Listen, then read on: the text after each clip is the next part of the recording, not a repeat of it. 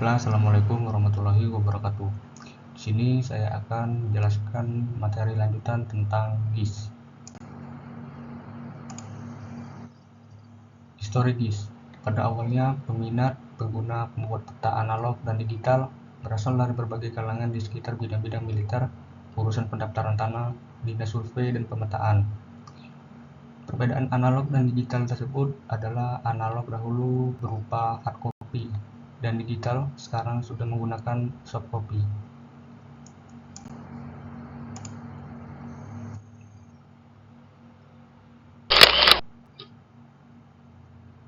Histori GIS. Sejak dahulu, peta analog atau hard copy digunakan sebagai penyedia informasi spasial dan sarana berkomunikasi bagi beberapa orang yang berkumpul dengan jumlah yang sangat terbatas. Analisis terkait dilakukan atas dasar visualisasi semata. Informasi spasial di sini kita harus tahu. Informasi spasial adalah informasi yang memiliki keakuratan lokasi atau bergeoreferensi. Walaupun demikian, pada saat ini hampir semua peta dapat ditemukan dalam bentuk digital atau soft copy, sehingga perlu satu sistem untuk pengolahan data spasial. Berikut adalah pembentuk GIS. Yang pertama adalah teknologi digital. Teknologi digital ialah berupa sistem komputer. Yang kedua adalah positioning. Positioning ialah berupa satelit GPS. Dan yang ketiga adalah remote sensing. Remote sensing ialah berupa satelit penginderaan jauh, di mana kita tidak harus datang ke tempat tersebut untuk membuat sebuah peta. Kita hanya bisa menggunakan citra satelit untuk membuat peta tersebut.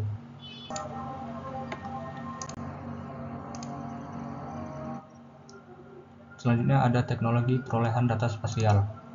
Pertama, tersedia beberapa sistem satelit penentuan posisi dan navigasi yang makin akurat dan bisa diakses oleh publik kapan dan di mana saja pengguna atau user berada. Dalam hal ini, satelit GPS dimiliki oleh orang Amerika, GLONASS dimiliki oleh orang Rusia, Galileo dimiliki oleh Uni Soviet, dan Kompas dimiliki oleh Cina. Yang kedua, tersedia perangkat total station yang dapat menghasilkan data ukuran terestrial 3 dimensi berskala besar dengan relatif cepat dan format digital. Yang ketiga, tersedia perangkat digital echo sounder atau single multi-beam sehingga terintegrasi dengan perangkat receiver GPS, dapat menghasilkan data ukuran perairan dangkal 3 dimensi berskala besar dengan relatif cepat dan format digital.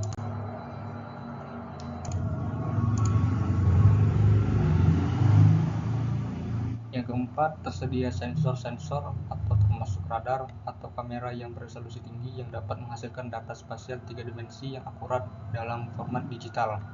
Perangkat ini dapat dibawa oleh platform satelit, pesawat terbang, dan pesawat ulang-alik. Dan yang kelima, tersedia beberapa institusi resmi yang menyediakan data spasial berupa citra satelit, foto udara, dan DEM secara cepat, mudah, dan murah dalam format digital. Contohnya Google Earth, Google Map, Google Ocean, dan lain-lain.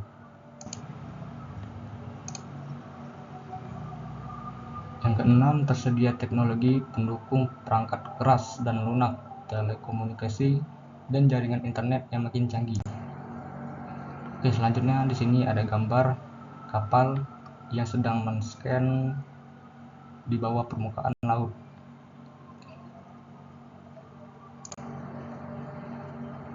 Berikutnya ada sebuah kapal yang sedang men-scan juga.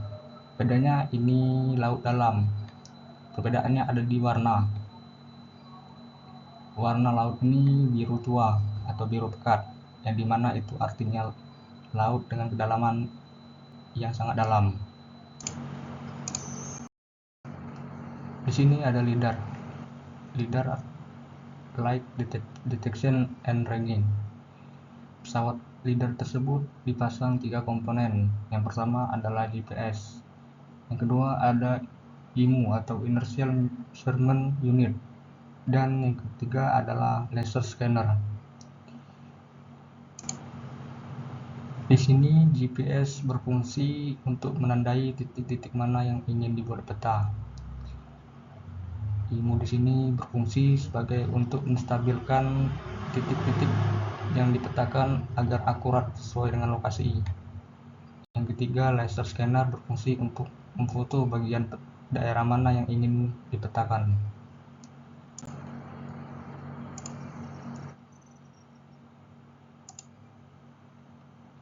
LIDAR merupakan suatu metode survei pemetaan dengan memanfaatkan sinar laser untuk mendapatkan jarak antara dua titik atau lebih. Jika digunakan pada wahana terbang seperti pesawat terbang atau helikopter, LIDAR mempunyai beberapa kemampuan seperti: yang pertama, dapat menghasilkan resolusi DEM atau Digital Elevation Model yang tinggi. Kedua, mencakup wilayah yang luas dalam waktu yang lebih singkat. Yang ketiga, dapat menghasilkan pemodelan secara 3 dimensi. Yang keempat, dapat diintegrasikan dengan data lain untuk aplikasi tertentu. Selanjutnya ada teknologi dalam LIDAR. Di sini sebuah pesawat sudah dipasangkan GPS dan GPS tersebut memancarkan sinyal ke GPS satelit. Selanjutnya ada perbedaan utama antara LIDAR yang menggunakan sinar inframerah dan LIDAR yang menggunakan sinar hijau atau biru. Di sini LIDAR yang menggunakan sinar inframerah itu untuk pengukuran topografi permukaan tanah, dan LIDAR yang menggunakan sinar hijau atau biru digunakan untuk mengukur kedalaman perairan dangkal.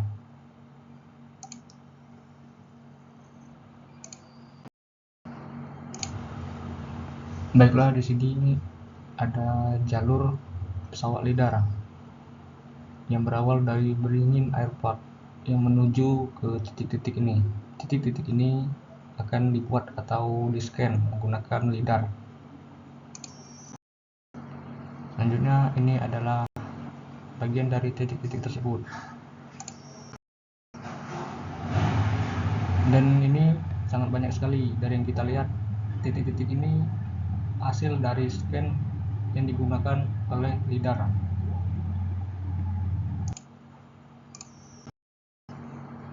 Selanjutnya di sini ada gambar gunung berapi. Di sini kita bisa menggunakan LIDAR untuk memetakan dari gunung berapi tersebut. Di sini juga adalah jalur-jalur pesawat LIDAR. Ini bisa kita lihat.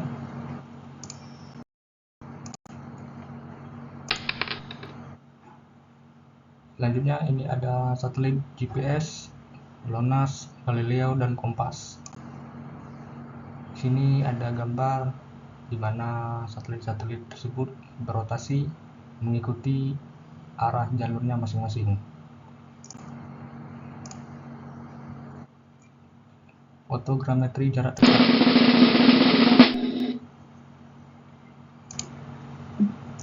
Baiklah, di sini adalah fotogrametri jarak dekat. Di sini ada gambar sebuah gunung. Gunung tersebut memiliki titik-titik merah. Titik-titik merah tersebut adalah titik koordinat. Untuk gambaran di bawahnya, terutama gambar di sebelah kiri yang berupa titik-titik biru ini merupakan titik-titik koordinat. Dan untuk gambaran di sebelah kanan ini merupakan pindahan dari gambar yang di sebelah kiri dari titik-titik ini. Kemudian jadilah sebuah gambar kontur.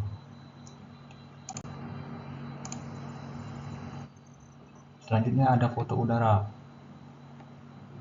Untuk gambaran di kiri bawah ada foto gambar udara yang memiliki resolusi 30 cm.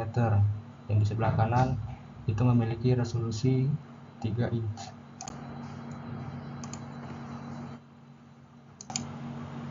Selanjutnya citra satelit. Di sini ada gambar satelit. Satelit tersebut berfungsi untuk memfoto bagian bumi bagian mana yang ingin dipetakan. Untuk pengendali atau operatornya sendiri itu masih berada di bumi. Peta topografi planet Mars. Ini bisa kita lihat.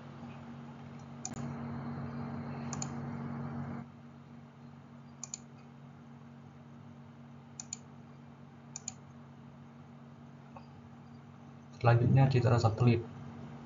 Untuk gambar yang di sebelah kiri atas merupakan gambar ada perumahan, ada jalan, dan lain-lain. Untuk gambar yang di sebelah kanan itu merupakan gambar pegunungan.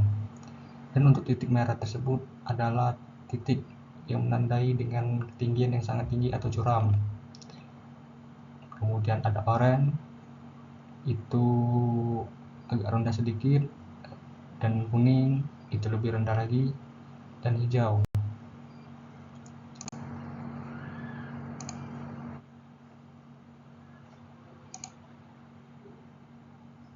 Esensi sistem informasi geografis. Esensi sistem informasi geografis ada dua, yaitu data spasial dan data non-spasial. Data spasial adalah data yang memiliki informasi posisi, 2 dimensi atau 3 dimensi, dan koordinat, serta bergeoreferensi.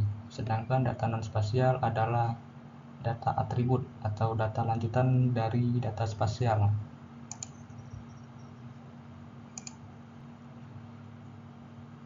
Data spasial dan data non-spasial ini saling berhubungan karena data non-spasial ini menjelaskan secara lanjut tentang data spasial. Contohnya, nama jalan di data spasial itu akan dijelaskan kembali oleh data non-spasial, seperti nama jalannya apa, serta panjang jalannya berapa, seperti itu.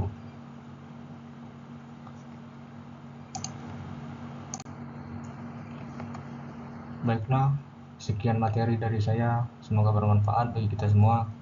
Assalamualaikum warahmatullahi wabarakatuh. Terima kasih.